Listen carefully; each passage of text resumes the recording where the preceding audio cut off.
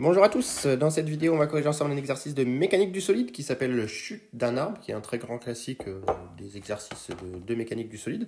Donc on nous dit qu'on assimile un arbre à une tige longue et homogène de longueur L et de masse M, on le scie à sa base et l'arbre bascule en tournant autour de son point d'appui au sol. Donc on va déjà dessiner ici le sol. On suppose que le point d'appui reste fixe et ne glisse pas. Donc le point d'appui on va l'appeler A ici. Et on repère la position de l'arbre par l'angle θ qu'il fait avec la verticale. Donc ici, on va dessiner la verticale, Y. On va mettre X comme position pour le sol, pour les abscisses. On suppose, là, on appelle θ l'angle avec la verticale. Donc voilà ici. AT égale 0, il fait un angle θ 0 égale 5 degrés. Donc ici, la trajectoire va être circulaire. Et donc à l'instant initial, on va le positionner ici. On va plutôt repérer son centre de masse, d'ailleurs, G0. Et donc θ0 qui vaut 5 degrés. On donne le moment d'inertie par rapport à son extrémité, J, qui est 1 tiers de ml carré. Et on me demande d'établir l'équation du mouvement de la chute de l'arbre. Donc on va faire ça. Donc on va repérer son centre de masse. On me dit que la tige est homogène.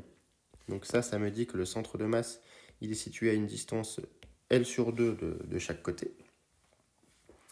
Et puis, on va construire une base cylindrique au niveau du centre de masse. Donc, Uθ pris dans le sens des θ croissants. Et donc, le Uz est un vecteur rentrant, ici, pour avoir une base directe. Et donc, on va prendre l'axe de rotation delta, ici, confondu avec l'axe OZ. Donc, delta, c'est l'axe de rotation. Voilà. Et donc ici, on repère le point G. Et donc ici, établir l'équation du mouvement de la chute de l'arbre. Donc on va appliquer une loi du moment cinétique. Donc on applique la loi du moment cinétique. Par rapport, ici, comme c'est un solide, à l'axe delta fixe. L'axe delta, il est bien fixe, puisqu'on me dit que le point d'appui ne bouge pas. Dans le référentiel terrestre galiléen.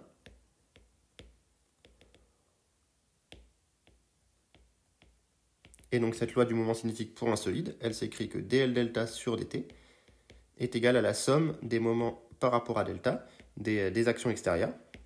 Attention, je vous rappelle que c'est un solide, donc il ne faut pas oublier tout ce qui va être couple de force, par exemple, ou liaison pivot.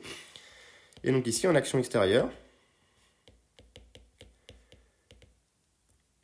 eh bien, on a le poids P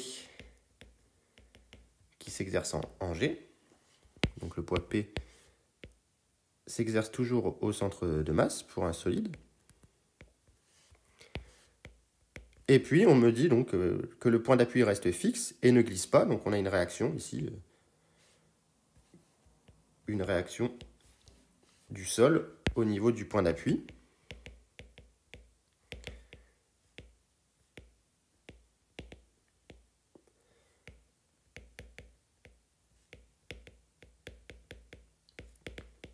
Que j'appelle R, ici. Voilà. Et donc, comme R s'applique au point d'appui, évidemment que M delta de R est égal à 0, car R s'applique au point d'appui.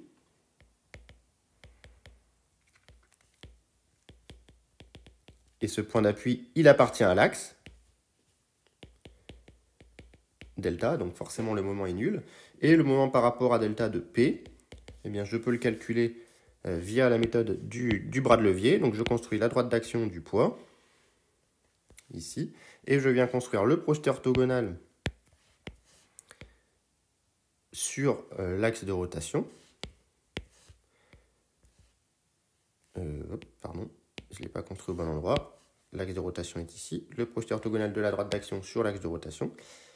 Et donc le bras de levier, c'est cette distance petit d. Et donc c'est égal à plus ou moins D fois le poids de l'arbre, donc mg, si on note m la masse de l'arbre. Et donc dans ce triangle rectangle, bleu ciel ici,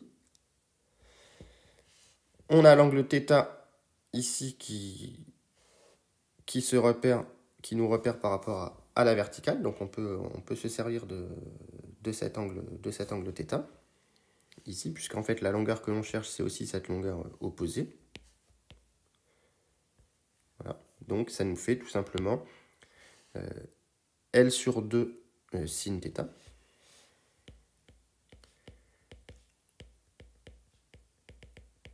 Donc le bras de levier vaut ici L sur 2, puisque AG est égal à L sur 2, et sinus θ pour avoir l'opposé.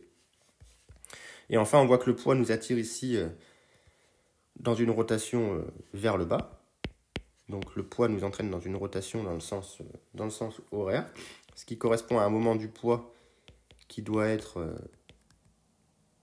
rentrant dans la feuille par rapport au point A, ce qui correspond bien au sens pris pour l'axe. Donc ici, c'est plus que l'on va choisir, donc ça va me faire plus mg L sur 2 sinus θ.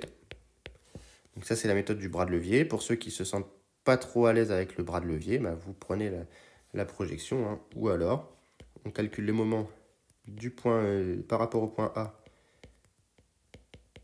de P, qui est donc égal à AG vectoriel P, qui est donc égal à AG vectoriel M petit g, qui est donc égal à L sur 2 URO, produit vectoriel. La projection du poids, si θ vaut 0, on est selon moins URO, donc moins mg cos θ URO. Et si θ vaut pi sur 2, on est selon plus θ, plus uθ, donc plus mg sin θ uθ, ce qui donne bien mg L sur 2 sin θ, URO vectoriel uθ, qui fait uz. Et comme delta est confondu avec OZ, on a bien cette égalité. Enfin, on a besoin du moment cinétique. L delta, c'est du solide. Ben, c'est égal à J delta du solide fois θ point.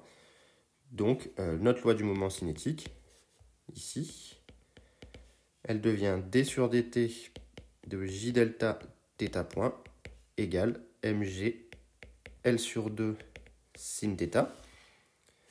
Et J delta nous est donné, c'est 1/3 de ml carré. Donc je peux le sortir puisque c'est une constante. M est constant ici, et L aussi. Donc ça me fait 1/3 de m L carré θ point point, qui est égal à mg L sur 2 sinus θ. On peut simplifier une masse et une longueur. Et on obtient, alors on va voir ce qu'on veut obtenir dans la suite. On veut θ point, donc on peut obtenir θ point point ici. θ point point égale 3g sur 2L sinus θ. Alors, petite remarque, on aurait peut-être pu l'obtenir par méthode énergétique.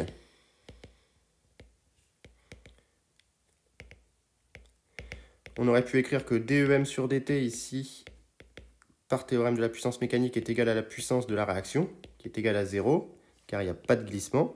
Donc il ne nous reste que la composante normale qui ne travaille pas. Et l'énergie mécanique, c'est l'énergie cinétique de rotation, plus l'énergie potentielle ici de pesanteur. C'est donc égal à 1/2 de J delta θ point carré, plus l'énergie potentielle de pesanteur avec axe ascendant, ça me ferait mg YG, où YG c'est le projeté orthogonal du poids sur l'axe de rotation, sur l'axe Y, pardon, n'importe quoi. Et donc YG, ça fait L sur 2 cos θ, cette fois-ci. Donc égal à 1/2 de J delta θ point carré plus mg L sur 2 cos θ. À une constante près, hein, si je prends la référence des énergies potentielles de pesanteur nulles au niveau du sol. Voilà. Et donc, en dérivant, dEm sur dt, j'aurais obtenu 0, puisqu'il n'y a pas de force non conservative qui travaille, égale la dérivée de 1/2 de J delta θ point carré, qui me donne J delta θ point point. moins mgl sur 2, θ point sinus θ. Et en simplifiant par θ point, on obtiendrait bien que θ point point est égal à mgl sur 2j delta sinus θ, et avec j delta qui fait 1/3 de ml carré, on obtiendrait bien 3g sur 2l sin θ. Donc ne pas non plus négliger les méthodes énergétiques qui peuvent être bien efficaces également pour les solides. Il faut bien, par contre, si vous le faites, penser à prendre l'énergie cinétique de rotation et pas l'énergie cinétique de translation. Et puis pour l'énergie potentielle de pesanteur, bien penser à prendre que c'est l'ordonnée du centre de masse. Alors, montrer que l'arbre fait un angle θ avec la verticale, que lorsque l'arbre fait un angle θ, sa vitesse angulaire vaut θ point égale 3g sur racine de 3g sur L cos θ0 moins cos θ. Donc là, c'est un peu la question classique pour laquelle il faut avoir recours à la petite astuce. Donc on a θ point point égale 3g sur 2L sinus θ. Et donc l'astuce dans ce type de situation, c'est de multiplier par θ point, puis primitiver. Donc pourquoi? Parce que quand on va multiplier ça par θ point, on va se retrouver avec θ point point égale 3g sur 2L θ point sinus θ. Et ça, on peut le primitiver par rapport au temps. Quand on le primitive par rapport au temps, ça fait apparaître θ point carré sur 2 égale 3g sur 2L. Et là, ça fait apparaître moins cos θ, plus une constante, k. Puisque quand on dérive θ point par rapport au temps, ça fait bien 2 θ point point. Voilà. Donc ça, c'est plutôt pas mal. Et maintenant, on va chercher à t égale à 0. À t égale à 0, il est immobile et il fait un angle de θ égale à 0. Donc à t égale à 0, θ égale θ0 et θ point égale 0. L'arbre est immobile. Donc on en déduit que 0 est égal à moins 3g sur 2L cos 0 qui fait cos θ0, pardon, plus k. Donc k est égal à 3g sur 2L cos θ0, si bien que θ point carré sur 2 est égal à 3g sur 2L facteur de cos θ0 moins cos θ, ici, et on multiplie par 2, et on obtient que θ point est égal à plus ou moins la racine de 3g sur L, facteur de cos θ0 moins cos θ. Voilà. Et ici, θ point est une fonction uniquement croissante, il n'y a pas d'oscillation.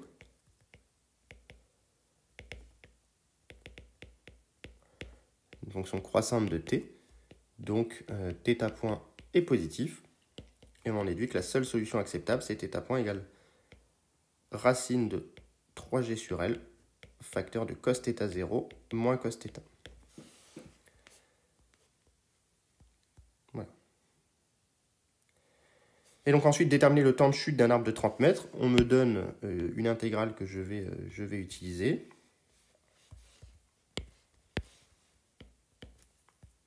Donc là, il faut être un petit peu astucieux et à l'aise avec le calcul différentiel. Donc je sais que pour certains, c'est pas évident. Donc on va faire un peu de calcul différentiel. On va écrire que θ point, c'est dθ sur dt. Et donc on obtient que dθ sur dt est égal à la racine de 3g sur L facteur de cos θ0 moins cos θ. Et là, on sépare les variables.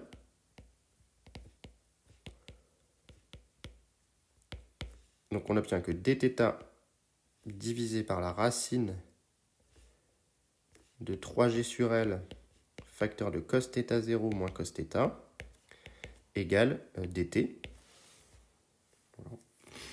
J'aurais pu laisser le racine de 3g sur L, c'est pas indispensable, je vais le faire, d'ailleurs c'est une erreur de ma part. Donc ça fait dθ sur racine de cos θ0 moins cos θ, et je laisse en réalité le racine de 3g sur L de l'autre côté. Racine de 3g sur L de dt. Ça revient sensiblement au même. Et puis, on intègre par variable séparée.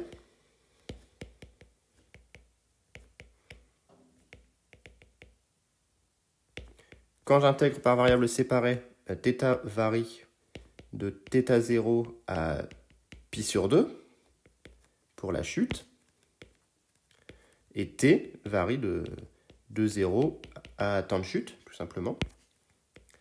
Et donc, on a que l'intégrale entre θ0 et pi sur 2 de dθ divisé par la racine de cos θ0 moins cos θ est égale à la racine de 3g sur L fois l'intégrale entre 0 et le temps de chute de dt.